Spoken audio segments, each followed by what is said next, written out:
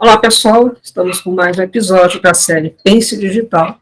E hoje eu tenho a alegria e a honra de receber o psiquiatra forense, Dr. Talvânio de Moraes, né, que está há 60 anos aí atuando em psiquiatria forense, com atribuições também dentro de manicômios judiciários, né, pegando casos midiátricos, né, que às vezes são confundidos com alguns diagnósticos de leigos, né? Lembrando da seriedade que tem que ter a... Talvânio, muito bem-vindo.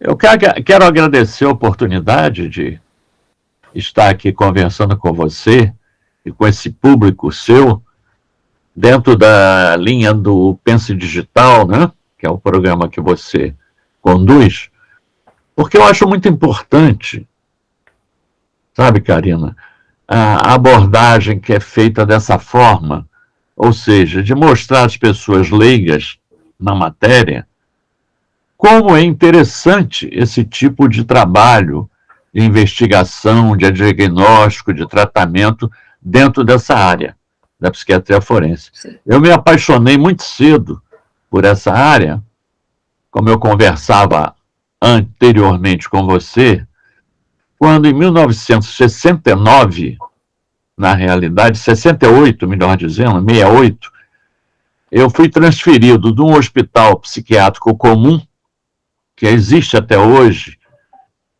é o Hospital Pinel, Instituto Pinel, eu trabalhava lá, era médico lá, e o diretor-geral do serviço, à época, do Ministério da Saúde, que pertencia ao Ministério da Saúde, me transferiu para o manicômio judiciário Heitor Carrinho, que é uma instituição dedicada a quê? As pessoas, o que é o manicômio? O manicômio, ele se dedica exatamente a tratar daquelas pessoas que a justiça criminal considerou inimputáveis, ou seja, não são passíveis de pena em razão de doença mental ao cometerem um delito. Ou seja, o cometido é o que é, e não o que você pensa que é. Tá? Exatamente, exatamente. Bom, o que o senhor, não sei se o senhor conhece, o que a gente vê de maior incidência em psicopatia em rede? O senhor tem conhecimento disso? Em rede? Em rede. E também em comunicação à distância. Não, algo que eu tenho notícia aí pelo noticiário, né, comum, é que em rede é muito comum a pedofilia, né? Quer dizer, as pessoas se associam e por curiosidade, aí não são, eu não acho que todos sejam psicopatas, não. Tá. Eu acho que são pessoas com desajustes variados, né? Alguns têm desajustes sexuais.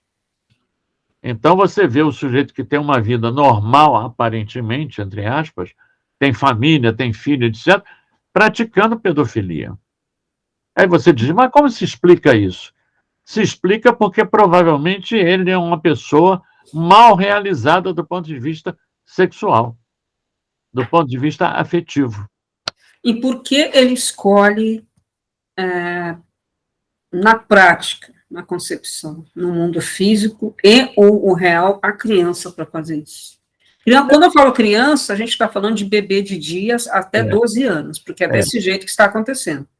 Porque na realidade é que a criança, em primeiro lugar, pelo desconhecimento, não é de 12 anos, mas é menor de 10 anos. E bebê, obviamente, não tem nem noção. Mas as crianças vão pegar numa faixa aí de 1 a 10 anos, Sim. Essas crianças, para eles, são inócuas do ponto de vista de denúncia. Porque a criança não tem nem noção do que é sexo genital. Não tem, acho que...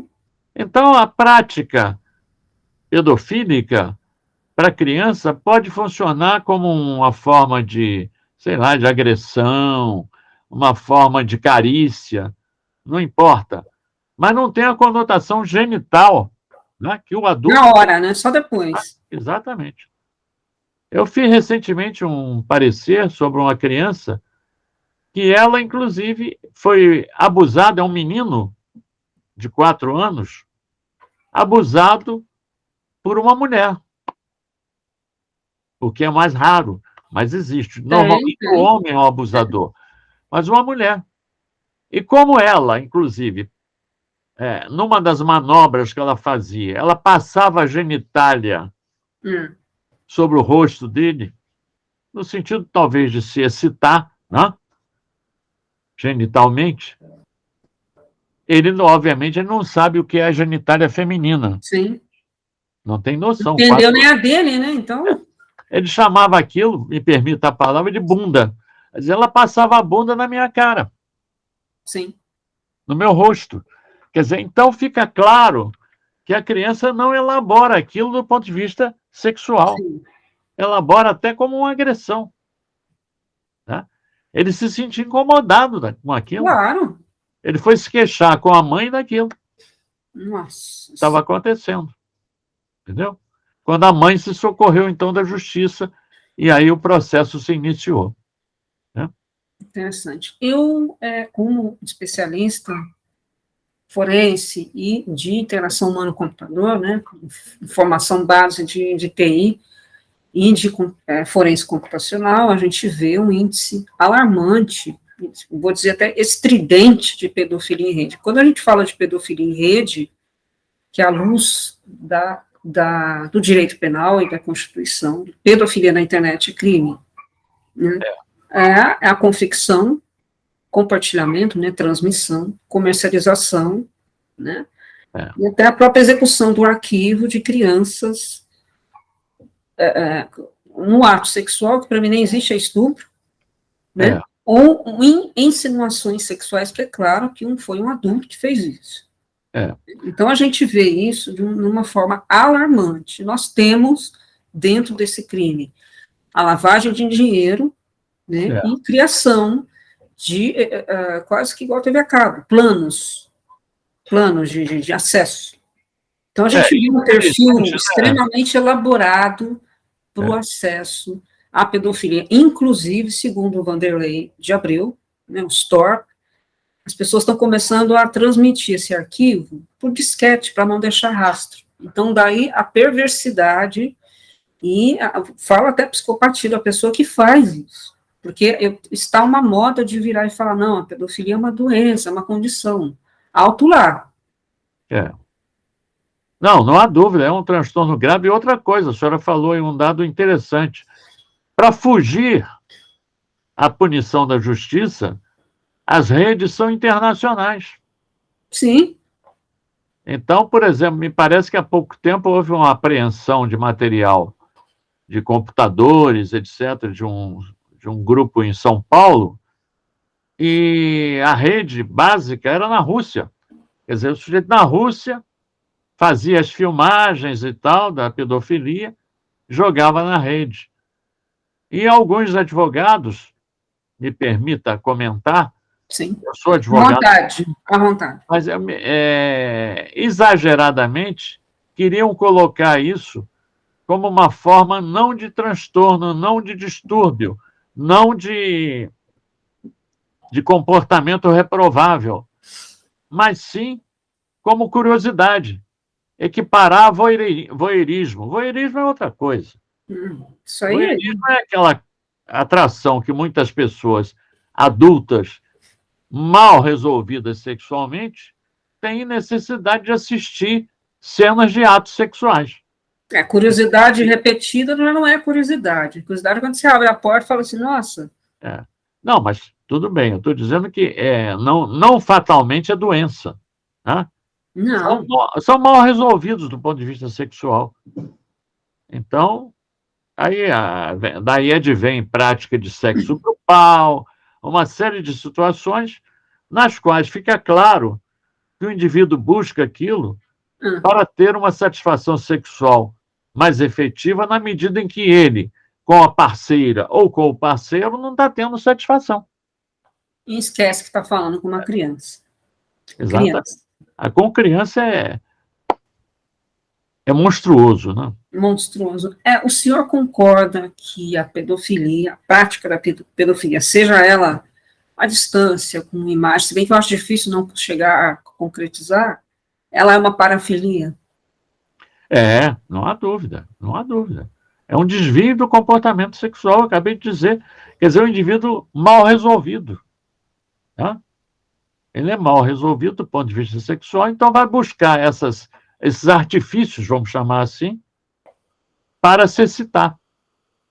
Não, não é voyeurismo, como alguns advogados querem dizer, né?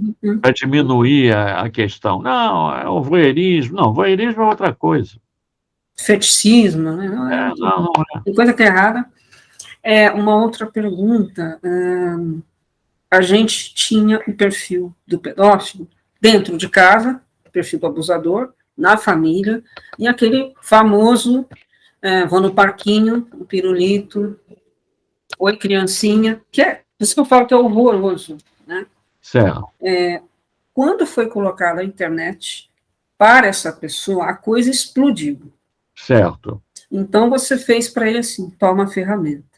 Então, ele mostrou o seguinte, eu não sou aquela pessoa que você achava que a maioria não pratica, que a maioria, às vezes, tenta suicídio, que a maioria não pratica o ato. A maioria se volta para si mesmo. Eu realmente não considero isso aí. Com base na estatística criminal. Tá? A internet multiplicou a visibilidade desse problema, no meu sentido. Não, e o acesso.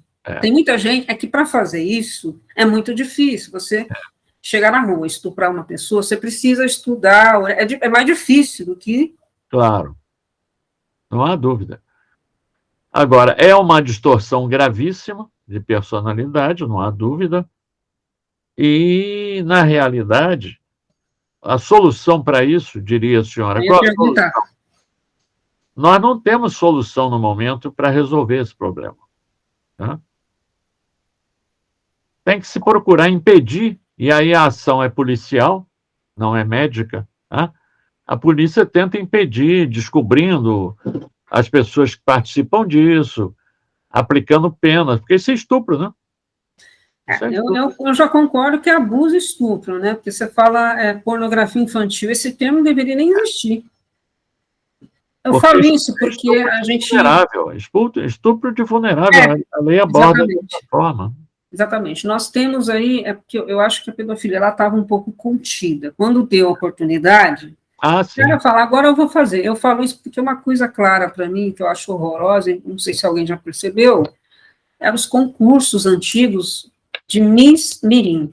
Você pega uma criança de 4 anos e veste ela de mulher, e manda ela passar na passarela de maiô, de biquíni, de princesa. Isso é horroroso. É medonho. Inclusive, eu acho que é furtar a infância, né? Exatamente. Por que ela tem que parecer uma mulher? Ela tem que viver a infância dela. Todo ser humano tem que viver a infância. Mas eu me lembro, quando eu era garoto, por exemplo, era comum os meninos também, não só as meninas, os meninos se vestirem com terninho e gravata, quer dizer. Eu, felizmente, nunca participei, meus pais nunca participaram disso, mas é uma forma de tirar a infância. Eu acho que é uma forma abusiva. Abusivo. Por que a criança tem que desfilar como objeto? Ela está desfilando para quem? Porque a outra criança não está entendendo isso.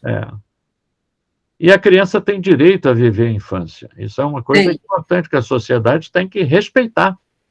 A infância é um período riquíssimo de crescimento emocional, mental, né? Sim, então ela tem que definir muita coisa, né? Ela tem que brincar, ela tem que ter contato, sociabilidade com outras crianças, né? Outras crianças, exatamente. É o mundo infantil. O mundo adulto é outra coisa, né? Exatamente. Eu queria saber o seguinte, uma criança que é abusada, e depois ela vai entender que foi abusada, o que se esperar dessa vítima? Isso aí varia muito, depende, a resposta é individual. Né? É claro que quando os pais descobrem que a criança está sendo vítima e os pais são bem orientados, eles buscam uma ajuda psicológica, eles buscam uma ajuda, inclusive, de ambientação da criança, etc., para ela superar isso. Aquilo fica como uma história passada. Fica como uma briga na infância, por exemplo, em que muita gente diz, brigou na infância e ficou com marcas de que é agressivo. Não. Aquilo, se for bem elaborado, do ponto de vista psíquico, aquilo é superado, fica no passado, é uma história. Tá? Sim. Sim, Agora, não há dúvida que se o abuso é um abuso muito traumático, e aí depende muito da idade da criança, geralmente é sequencial, às vezes, quando não tem muito, né? aí ele vai ficar marcado. Eu me lembro de um... Todo mundo ouviu isso, porque...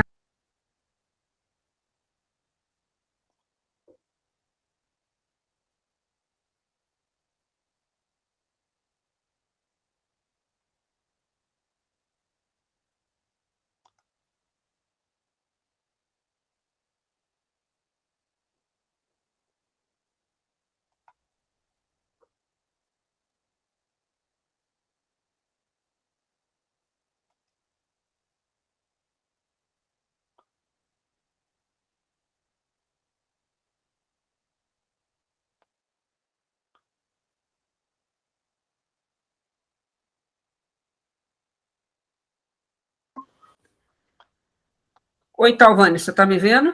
Vendo não, estou ouvindo. Só estou consertando aqui, depois que sai a rede, ele desconfigura aqui, só um minutinho. Eu já estou...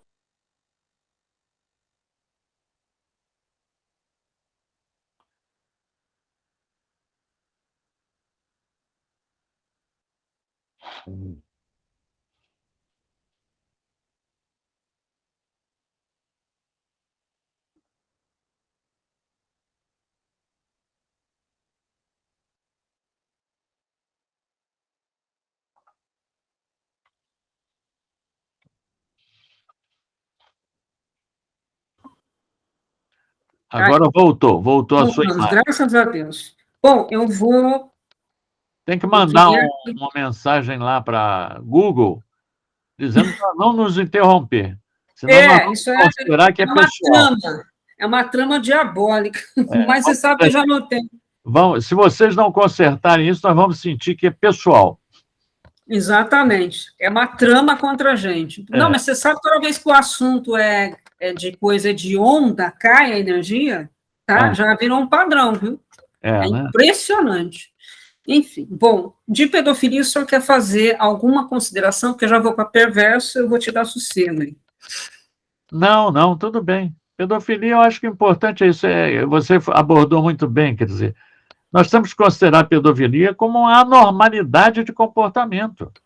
Não pode ser admitido, por mais pessoas que estejam envolvidas nisso, não há dúvida que é uma conduta altamente reprovável. Exatamente. Não é vamos dizer assim, o liame da sociedade do ponto de vista moral não é esse. Né? Entendi. Então, é uma pessoa que tem que ser... eu entendo que é uma pena de estupro a vulnerável, é uma pena... E, assim, o que a gente vê a nível em rede, ele é me chama uma pessoa que vai atrás toda hora da presa, eu esqueci o nome disso. Um predador? Predador em série. Eu falo em série de acordo com a materialidade que a gente vê, porque ele faz ele está acessando 3, 4, 5, do mesmo jeito, está pagando para isso, porque a pedofilia é cara, e são milhões, até bilhões por ano. Tá certo. Tá? Então, assim, é um serial. É um serial. Ele sabe muito bem o que ele está fazendo. O americano é que gosta muito dessa terminologia, né, de serial killer e tal. Nós temos aí em São Paulo uma moça que já me entrevistou, inclusive, a Iona, uma Casoy, como é? Iona Casoy? Eu acho que é uma socióloga. Ela veio aqui no Rio uma vez, eu era diretor do manicômio, veio me entrevistar sobre serial killer no Brasil. Eu digo, olha, essa expressão é expressão americana, inglesa. Sim. E nós aqui podemos ter criminosos, como tivemos aí aquele do parque, né? É um serial, né? É uma pessoa que está sempre procurando a mesma vítima e tem o mesmo modus operandi, faz a mesma coisa. Série, né? Sim. Lembrei do nome dela correto, é Ilona Casoy. Ilona Casoy. É uma moça pesquisadora, muito boa pesquisadora. Sim. Mas eu queria, então, vamos ver, vamos partir para Ótimo, ótimo. outro tema. Alvane, a chamada eu vou fazer para todas, e a finalização também. Tá. A gente vai falar agora de perfis perversos. Ah, Perversos. Então, eu te dou a liberdade de você de falar da perversão aí, é, que existe há muito tempo, e em rede. Porque é. em algumas situações eu vejo muita perversão. A exposição da perversão Não, em não há rede e dúvida. o uso da tecnologia, né? A história da perversão, eu tenho um livro só sobre perversões, de um autor antigo, início do século passado, um autor alemão chamado Krafft-Ebing. É muito interessante o livro porque ele historicamente ele mostra que a perversão, de alguma maneira, sempre acompanhou uma certa fatia da sociedade, vamos assim chamar. Um grupo minoritário, não há dúvida, mas que sempre esteve presente, desde a Roma Antiga, desde a Grécia Antiga, passando pela Idade Média, Idade Nossa, Moderna e contemporaneamente, a perversão estava sempre presente no contexto social praticada por uma minoria. Por quê? Porque, na realidade, a perversão segundo Freud, né, é um exagero do ego no sentido de querer dominar o outro. Há sempre na perversão um sentido de dominação. É curioso isso, né? Mesmo aquelas pessoas, por exemplo, os masoquistas que se submetem à, à agressão do outro, diria, mas como? Ela não quer dominar, ela está sofrendo a agressão, está sofrendo a dor. Não, é uma forma também de controlar o outro. Ele mostra isso. Quer dizer, o masoquista. Nós temos os sádicos, os masoquistas, temos os perversos sexuais, muitos deles, né? E é preciso ter cuidado também para não qualificar diferenças individuais como perversão. Há um livro, muito bem colocado. há um livro antigo também de um autor com quem eu trabalhei, inclusive o professor com quem eu trabalhei, fui assistente dele, José Alves Garcia. No livro dele, no livro dele, ele coloca como perversão, veja o exagero da visão da época. Ele coloca como perversão se um indivíduo muito baixo casa com uma mulher muito alta. Ao contrário, se uma mulher muito baixa casa com um homem muito alto, e vice-versa. Isso não é perversão. Quer dizer, isso é diversidade social. Se um negro se casa com uma mulher branca, ele diz que é perversão. Se uma pessoa que tem um defeito físico se une a outra que não tem defeito físico, ele chama de perversão, o que é um absurdo.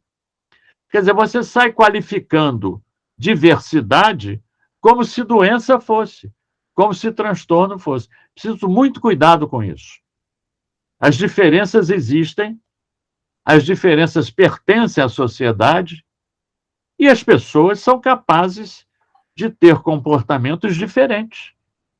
Isso não quer dizer que elas sejam anormais. Podem até, do ponto de vista estatístico, estarem fora da curva, né? Como os jovens atualmente gostam de falar. Fulano está fora da curva, sim, mas isso não quer dizer que ele é anormal, do ponto de vista psicológico. Curva do normal, do novo normal, né? Vamos dizer assim. Porque o que é o normal?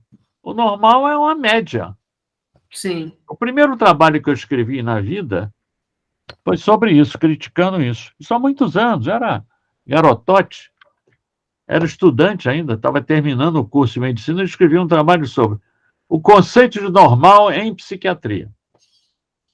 E eu critico esse conceito já naquela época.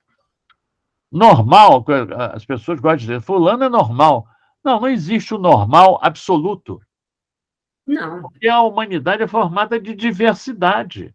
As pessoas são diferentes, são singulares. Então, é o que eu chamo a atenção, como eu já escrevi, no coletivo, o singular sobressai, mas sobressai como diferente e não como anormal. Quer dizer, você considerar uma pessoa diferente, a fulana é diferente, sim, é diferente. E daí? Tem nada de anormal. Ter muito cuidado, porque, às vezes, as pessoas são injustas e aplicam inadequadamente esse diagnóstico, né, de anormalidade a alguém que é apenas diferente. Exatamente. O senhor pode exemplificar um caso que o senhor tenha assistido, né, atendido, Um dos primeiros como casos um perverso, uma pessoa realmente, você fala, esse perfil, esse crime foi perverso, se é que pode se colocar dessa forma. com a questão da droga, por exemplo, é muito comum a pessoa que faz uso da droga ser considerada um dependente de saída, não. O dependente é um crônico. A experiência da droga, ela pode ser eventual, singular, tem nada a ver de anormalidade.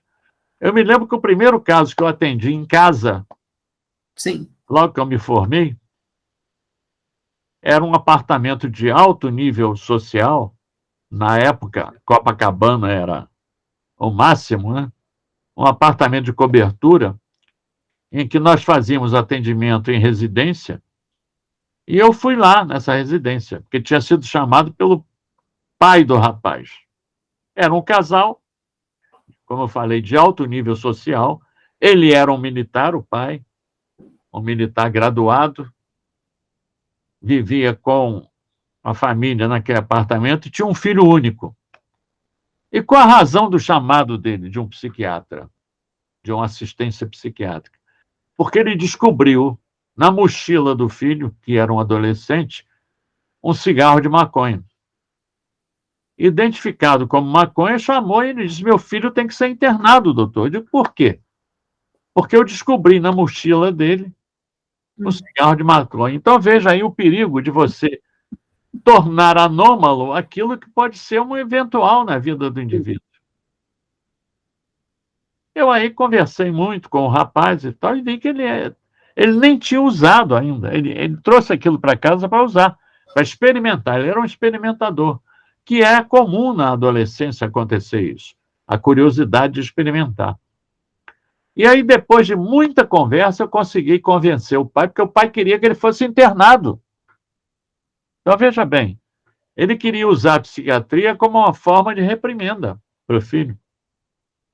E eu disse para ele, com todo jeito, né? Eu digo: olha, a psiquiatria não é para a reprimenda dos filhos, nem das pessoas que você considera que estejam com comportamento fora do adequado, do seu comportamento. Seu filho é um experimentador, isso é natural na adolescência, ele não tem nada de anormal e nem tem nada para que justifique um atendimento psiquiátrico, nem sequer uma internação, quanto mais uma internação. E aí, depois de muita conversa, o pai se convenceu. Deve ter achado que eu era um mau psiquiatra. Provavelmente pode ter chamado outra pessoa. Mas eu saí tranquilo dali, porque eu digo: não tem sentido. Quer dizer, esse conceito amplo de normalidade, é preciso ter cuidado com ele. Como o conceito de perversidade também. Você falou, vamos abordar a perversidade. Então, eu fiz todo esse preâmbulo para mostrar que precisa muito cuidado, assim como do transtorno de personalidade, do psicopata, muito cuidado para qualificar qual é a perversão e quem é o perverso. Muito bem colocado. Qual é a perversão? Exatamente. Que tipo de perversão a gente nós vamos tem? sair qualificando quem é diferente da gente como doente. Isso é um perigo. Isso é um dos trabalhos, quando eu dava aula na Faculdade de Medicina, que eu chamava a atenção daqueles que queriam seguir psiquiatria. Ele: tome cuidado, porque o outro tem características, tem valores, tem ética própria dele, não é a sua. Você não vai avaliar o outro simplesmente pelos seus princípios, mas sim considerar o genérico dos princípios dele. Se ele é diferente, aí dava exemplo, por exemplo, bem chamativo da atenção: se você vai examinar uma pessoa que é do interior, da zona rural, e ele disser para você que viu o Saci Pererê, você não vai dizer que ele teve uma alucinação, porque ele acredita no Saci Pererê, e ele pode ter visto realmente, na imaginação dele. Então, você nunca viu, nem acredita que exista, Mas isso não vai, você não vai projetar sobre o outro, chamar o outro de anormal. Vou internar porque ele disse que viu o Saci Pererê, não tem sentido. Tá? Então, o conceito de normalidade, voltando ao que eu estava dizendo, é um conceito muito sensível, porque você está diante da diversidade humana. O ser humano é diverso, não só pela cultura, pelo aspecto educacional, como principalmente pela variação pessoal, da maneira de ser. É muito importante observar.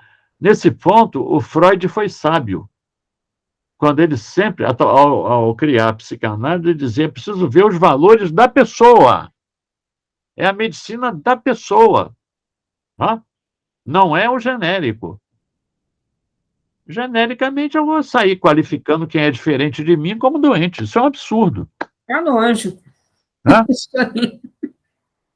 Então, Esquisito, né? É o famoso esquisito. Ela é esquisita. eu tive um colega muito inteligente, já faleceu, coitado, mas ele dizia o seguinte: Talvani, a gente que é perito, quem é que examina o perito? Era uma pergunta muito interessante, porque se você é perito e você vai dar o seu aval ou o seu diagnóstico sobre uma pessoa, é preciso saber que os seus valores também precisam ser julgados. Qual é a balança que está usando? Né? Qual é a balança do perito? Né? Então, esse aspecto eu acho muito interessante. Mas você falou dos perversos. Existem, sem dúvida alguma, pessoas que, por deficiências pessoais, emocionais, vão buscar soluções absurdas, bizarras. Eu me lembro de uma conferência de um professor americano lá nos Estados Unidos, em Nova York, em que ele estava lançando o livro dele com um tipo de perversão que eu, pessoalmente, nunca tinha ouvido falar. Veja, já com alguns anos de psiquiatria. Ele dizia que existia uma casa de tolerância, vamos assim chamar, tá? Onde pessoas, principalmente mulheres, com defeitos físicos, trabalhavam na prostituição porque há pessoas que buscam esse tipo de contato para satisfação sexual. Então, eram mulheres amputadas, mulheres com paralisias paraplégicas, anãs, pessoas que eram diferentes, né? Em que esses indivíduos, esses homens, e ele diz no livro dele, eu tenho o livro dele aqui, ele diz que isso frequenta mais a cabeça dos homens do que da mulher, né? Esse tipo de perversão, em que o indivíduo buscava se satisfazer sexualmente com pessoas que apresentavam anormalidade. Isso não quer dizer que alguém que se una a uma mulher, por exemplo, que tenha paraplegia, ou uma mulher que se una a um homem que tem paraplegia, seja perverso. Não é isso que eu estou dizendo. É bom deixar claro, já que muita gente vai ver o seu vídeo, isso não quer dizer que é perverso. Perverso é aquele que vai procurar exatamente a situação anômala para se satisfazer sexualmente, já que ele não consegue, num contato sexual normal, não consegue se satisfazer. Esse tipo de perversão eu não conhecia, fui conhecer com esse professor lá em Nova York. Foi uma palestra muito interessante que ele fez, mostrando exatamente esses aspectos. Mas existem outras perversões. Existem, por exemplo, o bestialismo, que muita gente não fala, mas no interior pode existir até eventualmente. A rapaziada vai ter contato sexual com a vaca, com a cabrita. Pensei nisso. Você sabe que eu pensei nisso? Eu nunca ouvi falar desse termo, mas eu pensei numa coisa besta. Isso a psiquiatria classifica como bestialismo. Agora, é claro, se o rapaz teve contatos eventuais na infância, morou no interior, quando ele chegou na puberdade, explodiram os hormônios, e é hábito naquele local, de vez em quando, ter um contato sexual com uma vaca, com uma cabra, e ele teve, não quer dizer que a partir dali ele é um perverso, não. Ele pode depois se adaptar a uma vida sexual adulta, genitalmente desenvolvida, e ter contato sexual com mulher normalmente, ou com homem, etc. Então, não é a perversão não está aí. Por exemplo, se qualificava antigamente em psiquiatria a homossexualidade como perversão. O que nós sabemos que não é uma variante de comportamento sexual, né? É uma orientação sexual, né? E, na realidade, os livros mais antigos de psiquiatria, a professora vai encontrar o quê? A perversão, a homossexualidade como perversão, né? E nós sabemos que não é. Que é um comportamento que não é o habitual, que não é o majoritário, mas nem por isso deixa de ser normal. Então, tomar cuidado com uma pessoa, por exemplo, que está num contato, que você que chama sexual, pela internet com outra, ela pode achar que está falando com uma pessoa perversa e, de repente, é só um fetiche, não sei, não sei como Porque o que vai caracterizar o perverso, professora, é a frequência do ato. Exatamente, é isso que eu queria que ele entender. pratica. A frequência no sentido de fazer o outro sofrer. Então, nós temos, por exemplo, caso eu examinei uma vez uma perícia, uma anulação de casamento interessante. Anulação de casamento. Anulação de casamento. A moça entrou com anulação de casamento. Sim. Por quê? Porque o marido, então, era um perverso grave. E qual era a perversão dele? Era buscar coisas sujas. Então, ela disse que durante a lua de mel, ele pediu para que ela ficasse sobre a cabeça dele, com a genitália sobre a cabeça dele, e urinasse no rosto dele. Ela disse, até aí, doutor, eu suportei. Mas, mais adiante, em outros contatos sexuais, ele queria que eu defecasse no rosto dele. Aí eu já achei que era normal. E aí ela entrou com uma ação e conseguiu anular o casamento. Quer dizer, o cidadão era um perverso. Ele é um perverso no sentido masoquista. Ele gostava de sofrer, né, com sujeira sobre ele. Urinar, defecar no rosto dele. Quer dizer, as pessoas comuns nem imaginam que exista isso, mas existe. Nossa Senhora, eu toquei nesse assunto de propósito, o senhor chegou sem eu precisar, uma maestria, porque existe uma incidência não tão alta, graças a Deus, mas de pedófilo que faz isso com criança. Exatamente. Sem ela saber o que está fazendo, por isso que eu condeno esse ato. Exatamente. Não há dúvida. Eu acho que é importante a gente... A mensagem principal que eu gostaria de deixar é essa. Tanto o transtorno de personalidade como a perversão não podem ser tomadas por um corte simplesmente transversal. Eu costumo fazer a imagem de um filme.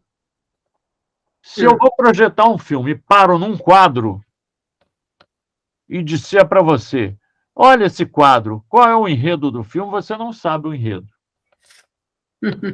Uma novela, por um capítulo, você não sabe o enredo. Então, da mesma forma, para um diagnóstico de transtorno de personalidade ou de perversão, você tem que ver o filme inteiro. Ou seja, você tem que fazer a anamnese, você tem que buscar o histórico do indivíduo, porque não há dúvida que o transtorno de personalidade e a perversão, elas se instalam no indivíduo e o comportamento do indivíduo passa a ser aquele comum. É o comum dele. Vai repetir aquele comportamento. Então, a história dele vai demonstrar isso. Diferente de um fato eventual. Uma experiência eventual. Tá, doutora? Eu acho que essa mensagem é importante para os seus ouvintes, né, pensarem sobre o assunto. Exatamente. Eu agradeço a aula excepcional que o senhor deu para a gente, para nós forenses. Não, eu fico feliz e acho que a senhora está fazendo um grande trabalho. Eu queria elogiar, porque é o sistema pedagógico melhor que existe hoje em dia, é o sistema da internet. Exatamente. É um sistema de pedagogia ampla, atinge a população inteira. Quem quiser assistir, assiste. Exatamente. É aquilo que eu falo, né? É aquilo que eu falo. Inclusive, eu me ponho à disposição, a senhora tem meus dados. Claro, claro. Se for necessário alguma pergunta que alguém que assista o vídeo queira fazer, estou pronto a responder, tá? Sim. Na medida do que eu saiba. Acho difícil não saber alguma coisa, hein, Talvani? Uma vez dando aula, um aluno fez uma pergunta que eu não sabia. Eu digo, eu não sei. O professor também não sabe, às vezes. A gente tem que ser honesto. Talvani, eu agradeço, assim, muito. Eu fiquei emocionada hoje de estar aqui com você. Agradeço por falar desse assunto que a gente sabe que não é para qualquer pessoa falar. Tá? Tem muita gente se aventurando em falar, né? Virou uma modinha. Esse é o perigo, né? Que fala inadequadamente, né? Falar de pedofilia, psicopatia, narcisismo e não sei o quê. Generaliza, né? Generaliza. Dão dicas, falam disso, e eu trouxe uma pessoa com esse tempo, mais um aproximado de 60 anos de atuação, para a pessoa entender a densidade de um profissional para se fazer diagnóstico e falar disso. Né? É uma área científica, não é de podcast, não é uma pessoa que está 2 anos fazendo alguma coisa, não é qualquer pessoa que pode falar disso. Né? Nem sobre e nem para uma vítima. O que me ensinou muito, e ainda tem para ensinar, espero eu, apesar da idade, é a própria vida, né? A própria experiência profissional. Isso é que ensina. Exatamente. A gente, né? Exatamente. Talvani, muito obrigada, e eu vou encerrar por aqui, hoje, nesse sábado excepcional e único. Obrigado, professora. Foi uma honra e um prazer participar. Eu que agradeço. O programa está à disposição. Tá certo. Quando a senhora precisar, eu estou às ordens, tá bom? Obrigada, Talvani.